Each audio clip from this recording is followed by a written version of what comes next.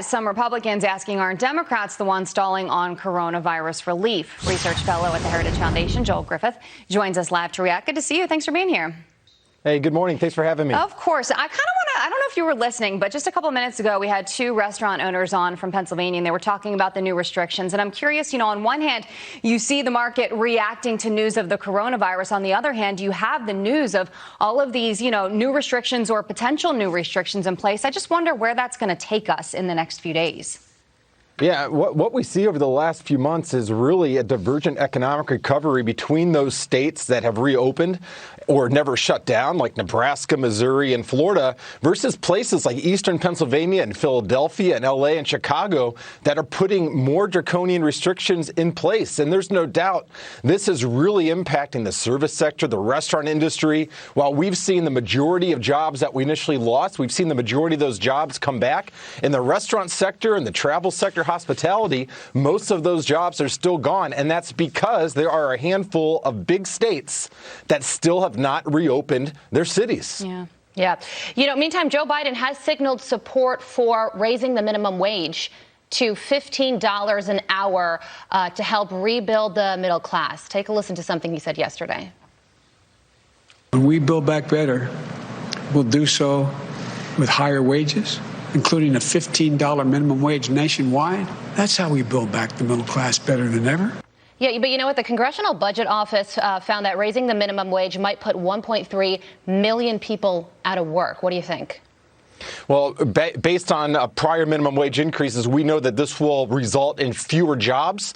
It's going to result in fewer hours, and it's going to result in higher prices. And sadly, the people that impacts the most are actually going to be the marginalized workers who need the experience because they need to be able to get their feet on the first rung of that economic ladder. This will primarily benefit suburban teenagers. And perversely, the people that are going to be impacted most by the higher prices are going to be the working poor, because they spend a disproportionate amount of their income on the products that are going to be most impacted by this. Things like gasoline, groceries, basic necessities of life. So what would you say then is the answer? Because, oftentimes somewhere in the middle is the answer, right? I mean, we always want to better ourselves. But if the argument is that $15 an hour perhaps might be too much, is my understanding anyway, because that's going to take away money then, and that creates fewer employees. So what is the right answer? Well, rather than artificially increasing wages and the resulting job losses, what we should be doing is focusing on doing what we know builds a better economy. If you look over the past few years, lower taxes on the working poor, the middle class, and the business owners, and fewer regulations have resulted initially in the longest stretch of jobs growth we ever saw, and we see record high median household income. Every income level shared in this, and guess what? Over the last few years, it's actually been the lower income earners that have seen the highest percentage increases in wages. And that wasn't done through government mandate. That was actually done by getting government out of the way through lower taxes, fewer regulations that produce so many abundant opportunities. Yeah.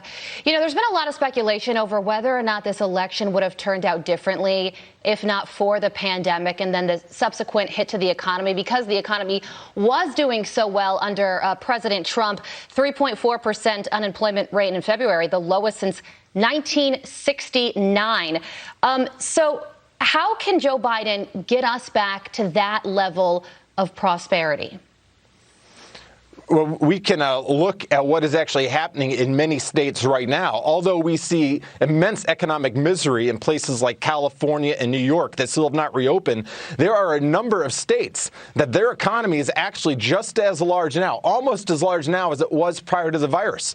That's Utah, Georgia, Nebraska, Missouri, states such as that. So what we know works: lower taxes, less regulation, and allowing people to actually go about their daily lives. In states that have allowed people to resume their activities, those economies are rapidly bouncing back in a V-shaped recovery. And that's what we need to focus on. How do we enable states and cities to continue to reopen their doors to allow people to get back to work, get back to church, and get back to school? Yeah, and hopefully another round of stimulus for those small businesses that are being forced to re-shut down once again.